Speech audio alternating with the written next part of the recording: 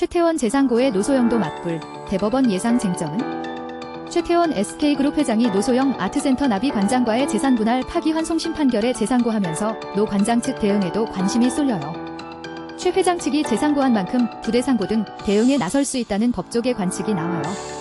17일 법조계에 따르면 노 관장 측은 최 회장 재상고에 대한 방어에 나서는 한편 파기환송심 판결 중 자신에게 불리한 부분에 대해 부대상고를 통해 대법원 판단을 구할 수 있어요.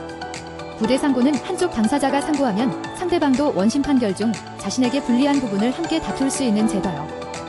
상고한 사람의 상고이유서 제출 기간이 끝나기 전까지 부대상고장을 제출해야 하고 만약 상고인이 상고를 취하하면 부대상고도 자동으로 효력을 잃어요.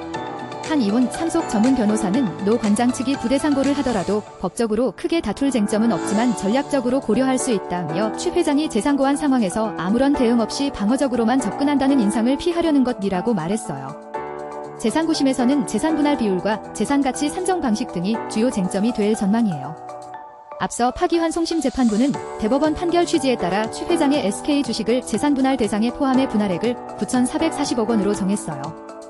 주식가치는 이혼 소송의 사실심인 항소심 변론이 종결된 2024년 4월을 기준으로 산정하되 이후 주가가 급등한 사정을 재산분할 비율에 반영했어요. 하지만 대법원이 이미 한 차례 판단한 사건인 만큼 재상고심에서 새롭게 다툴 법리적 쟁점이 많지 않다는 분석도 나와요.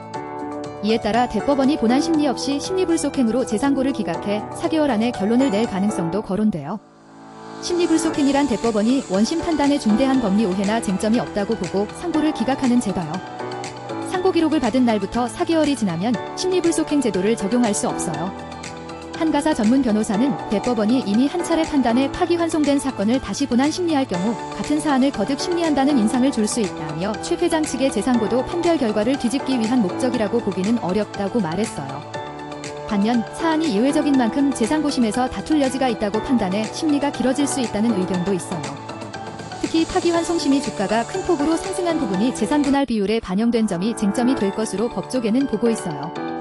다른 가사 전문 변호사는 최 회장과 노 관장의 사례가 이례적이긴 하지만 일반 가사소송에도 시사하는 바가 있는 쟁점이라면 대법원이 충분히 판단할 수 있다며 첫 상고심에서도 노태우 전 대통령의 비자금이나 주식의 재산분할 문제 등 기존에 명확한 판단이 없었던 쟁점을 다룬 만큼 이번에는 변동성이 큰 주가를 재산분할 비율에 반영하는 것이 적절한지에 관한 법리를 판단할 가능성이 있다고 말했어요.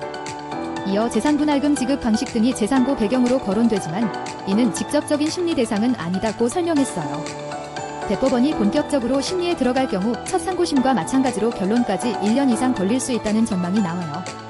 가사 사건 경험이 있는 서초동 한 변호사는 대법원이 법률심이지만 사실관계에 대한 판단이 간접적으로 이뤄지는 경우도 적지 않다며 이례적이긴 하지만 파기환송심 결론을 다시 제대로 판단한다면 심리가 길어질 수 있다고 말했어요. 재상고로 두 사람의 세기의 재산분할 소송이 10년을 넘길 가능성도 커졌어요. 두 사람의 이혼 소송은 최 회장이 2017년 노 관장을 상대로 이혼 조정을 신청하면서 시작됐어요. 앞서 첫 상고심은 2024년 7월 사건이 접수된 뒤 약 1년 3개월 만인 2025년 10월 대법원 판단이 나왔어요.